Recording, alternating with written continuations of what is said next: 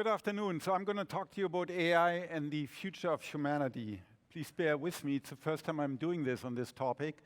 And I'm speaking here as a concerned computer geek, as a father, as a citizen of this great state, as a scientist, an academic, and an intellectual.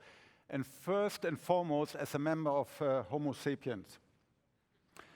So if we think of AI as a child, it's still very much in its infancy. And it was born sometimes in the summer of 1956, when a bunch of scientists, mathematicians, and engineers who were concerned with what at the time was called thinking machines convened in Dartmouth College. So it's only 16 years since that birth. But what 60 years? How much change has happened? So I'm just going to highlight a few of the things. 20 years ago, a highly specialized team at IBM, over 8 years' work, finally beat the reigning world chess champion Garry Kasparov. The machine was called Deep Blue. In 2005, this AI child learned to drive for the first time. So it's the first time that a car completed the DARPA Grand Challenge. That's only in 2005. This is a team between Stanford University and Volkswagen Research Lab that completed the first round, 132 miles off-road traveling in the desert between Nevada and California. Only 6 years ago, another IBM computer that worked on this project for 5 years, Watson, beat the human, Ken Jennings, in the question and answer show Jeopardy. And then, of course, it's only last year that AlphaGo, software developed by DeepMind using Monte Carlo search algorithm, reinforcement learning, and certain deep machine learning techniques, decisively and very unexpectedly beat Lee Sedol in Go, and is now effectively the reigning Go. So at this point in time, computers have bested humans in all so-called perfect information games, i.e. checkers, chess, and Go, or other games where all players have access to all information. Now, lest you think that this child that's growing here, that we are still better at so-called imperfect information games involving social skills like gambling, betting, deception, and other things, consider that early on this year, a team that ran their software Libratus on the Pittsburgh Supercomputer Center beat in 120,000 hands over several weeks, beat human players in no-limit Texas Hold'em poker. In the meantime, this child has also learned how to speak, so now it can drive and speak. First with Siri, that was an offshoot from SRI. That Apple introduced to our phones, into our lives 6 years ago. And then more recently, Alexa introduced Echo for its Echo and Echo Dot devices. Although its conversational skills are still relatively minimal, but given that Amazon alone has several thousand people working on Alexa and its products, there's no question that within a decade or two, the Siren voices of Alexa, of Siri, of Microsoft's Cortana, of Google's Now will become indistinguishable from any human being, except that they will be endowed with perfect recall, poise, and patience. Like a perfect secretary, they're going to laugh at every one of your jokes, no matter how lame.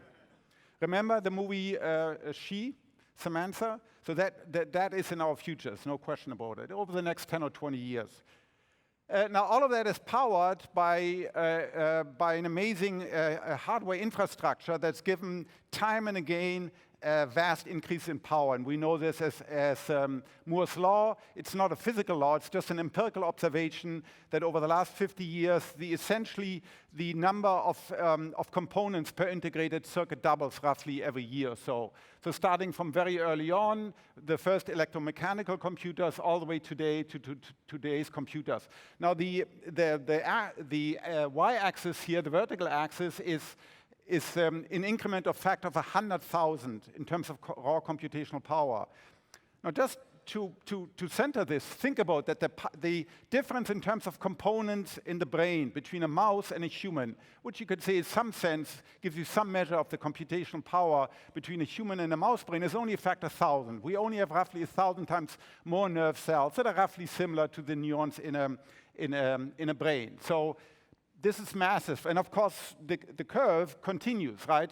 So the first companies, IBM and D-Wave, have introduced quantum computers that are going to further accelerate this. So all of us, rich or poor, young or old, living in America or in China, will be swept up by the changes brought about by this fourth industrial revolution. Just to remind you, the first industrial revolution, powered by steam engines, moved us from an agricultural into an urban society. The second industrial revolution in the 20th century, powered by electricity, ushered in mass production and created the consumer culture. The third revolution, powered by information technology and personal computers, globally connected the world. So each of these revolutions, there's no question, led to profound increases in human productivity, in human welfare, and in lifespan, no question. Furthermore, so far, markets have always adapted to the fact that more and more of human labor is being replaced by machines. And so far, and we continue to live right now in a world with more or less full employment, give or take a few percent. But once again, that is no law. That is not a physical law. There's no guarantee that markets will be able to adapt to with full employment.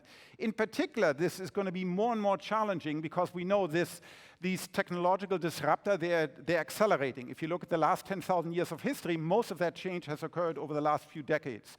And even now, it's getting in faster and faster. And at some point, we'll have reached the cognitive limits that individuals can keep up with this change over their lifetime, and even that society in its mores, its laws, and its culture can change with unpredictable consequences.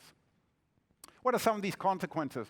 Well, a variety of academic and government and business studies have looked into automation over the next 10 to 20 years, given today's technology. And the estimates are anywhere between 10 and 60, 70% of jobs will be impacted. The average, so McKinsey here looked at 800 different occupations, and they said on average, 60% of the occupation have at least 30% of their work that can be automated. Now, of course, you can say, great, so instead of having a 40-hour week, we only have a 28-hour week, right? But we know that's not going to happen. Life speeds up. Life is going to get ever more hectic. For those who have jobs, it is unclear. Some professions, particularly down here, will be totally automated or near totally automated. In particular, the 3.5 million people, typically of lower education, almost all males that drive cars or limos for a living, people in retail, people in the fast food industry, they will be affected massively and relatively quickly. On the other hand, once again, for many of us, this will go hand in hand with better services, new jobs that we can't even imagine today, such as in the healthcare and in medicine. So with proper mitigation, particularly with proper training programs in place and proper attention to absorbing these changes, it is possible to mitigate against this, at least in the term, let's say, 10 to 20 years. Anything beyond that becomes almost impossible to predict. Now, there are other things that is already happened. One is the extinction of privacy. So Edward Snowden revealed that our own government is spying on us and keeps track of the location and identity of all of our phone calls. The NSA and presumably other security services from China, Russia, etc., are all spying on us. Facebook, Google, and all the other tech companies, Twitter, keep tab on our email. They sift through the emails and social media and harvest all that information, sell it to others without asking us. And in particular, it was alluded before in the previous session, given the lack of strong privacy laws here, companies don't seem to care a lot for this information, and they keep on losing it. Probably most of you, like me, lost their social security, their birth date, and other information in the recent Equifax hacks, right? Yahoo, 3 billion accounts were compromised. 100 million Americans' voter records were accessed. And all of this is only going to get worse, particularly with the Internet of Things.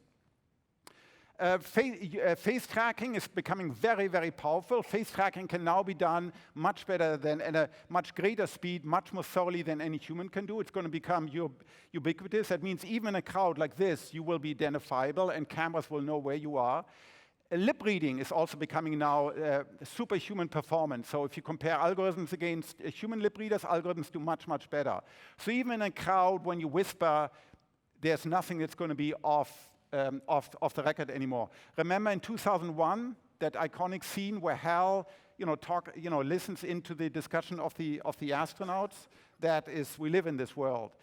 And so, given this degree of ever-increasing surveillance, we live in a planetary panopticon.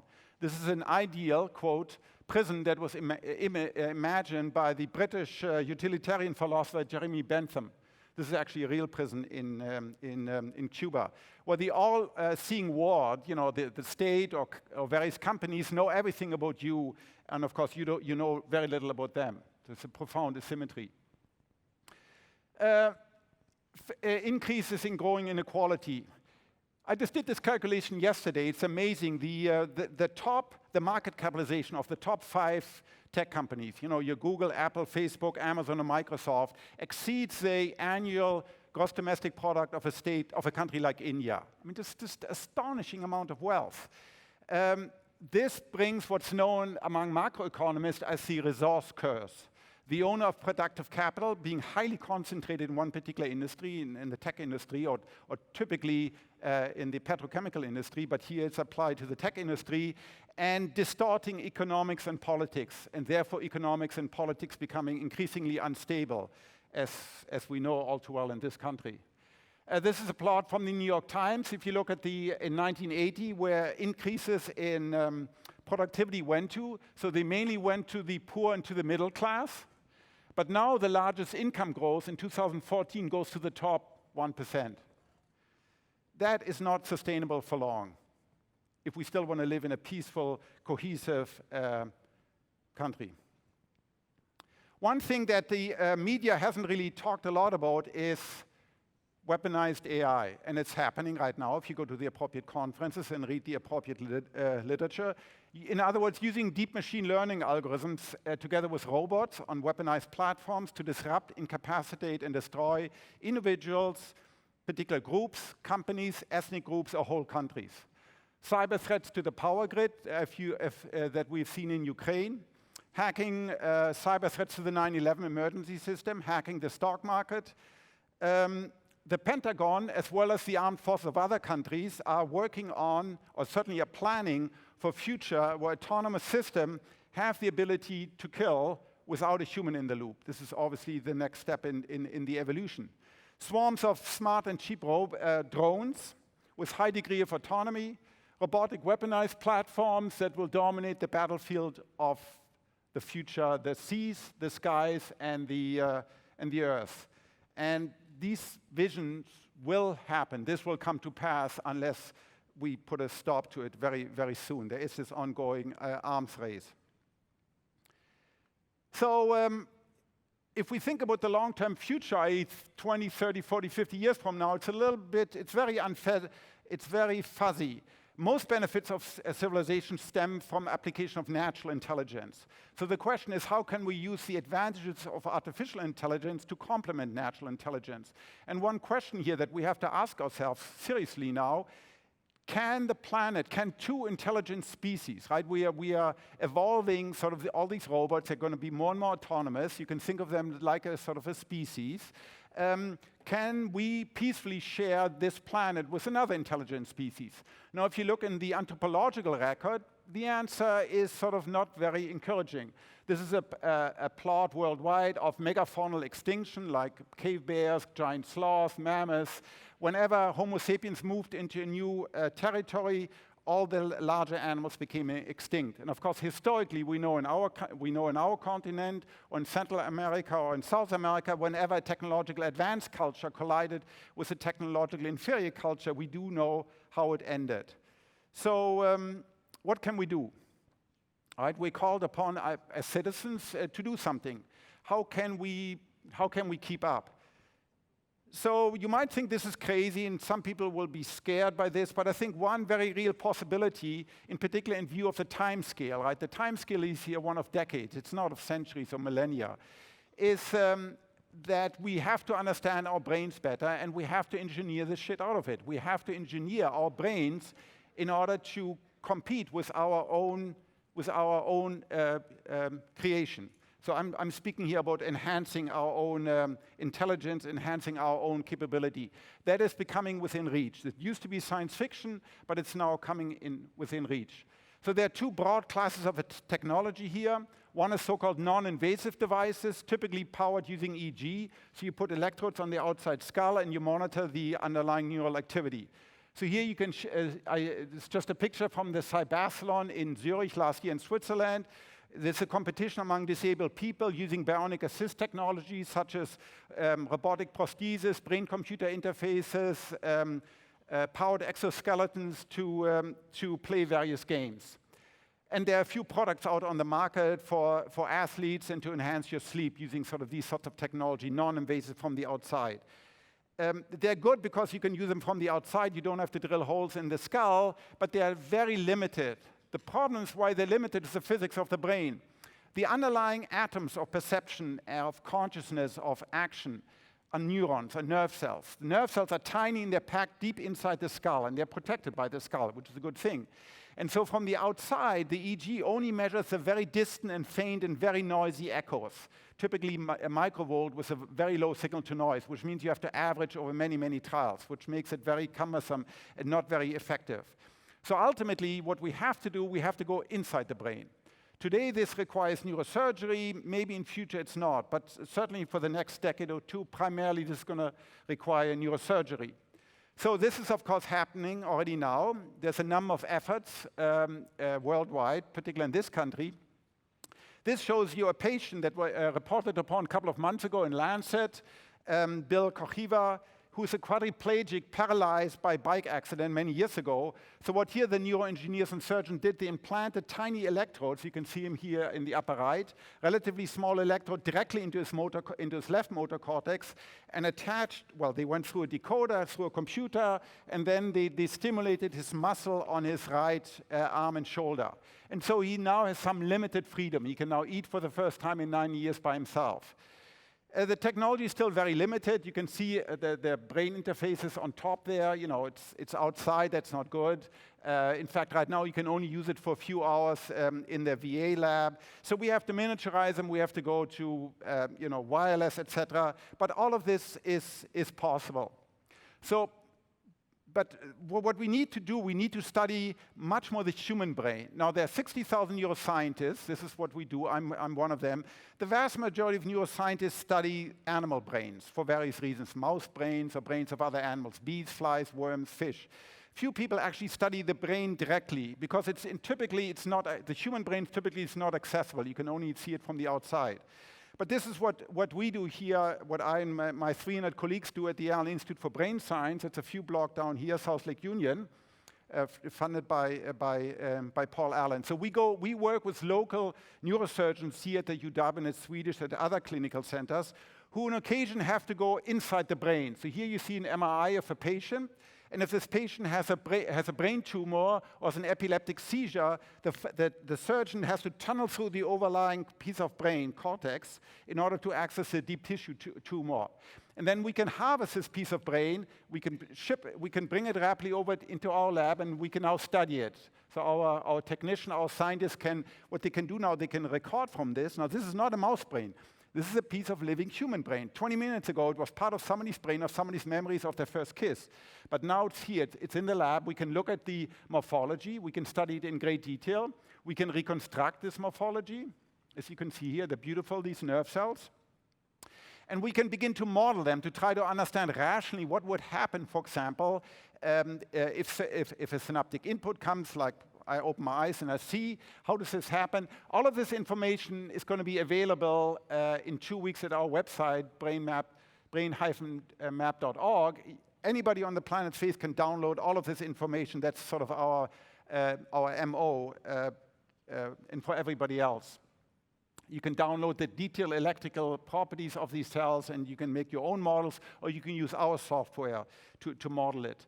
Now, what we can also do with it now, so these are real neurons that we've reconstructed from neurosurgical tissue, from humans.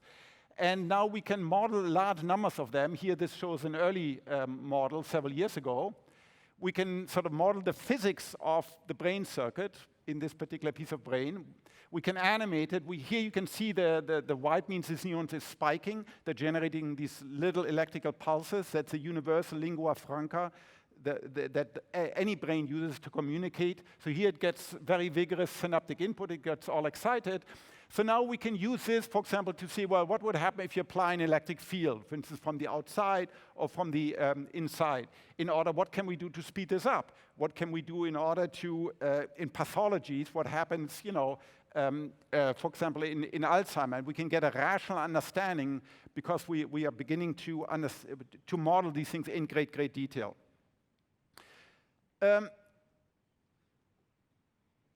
This is going to be a long road ahead because it's a very challenging problem. The brain is by far the most complex piece of highly organized matter in the universe. And it's not easy, in particular, if we want to make the transition to restoring, on the one hand, currently what doctors are trying to do is restore lost functionality to patients who've lost bits and pieces of their brain or spinal cord, like the patient I showed you. But I'm really interested, or we are all interested in also enhancing all of our performance, because I think this is one way how we can continue to compete against our own creation. So this is the challenge for this century, really. The last century has been called the century of physics. This century is really the century of biology, in particular brain science, trying to understand our brain to cure diseases, but also to enhance our brain for our long-term survival.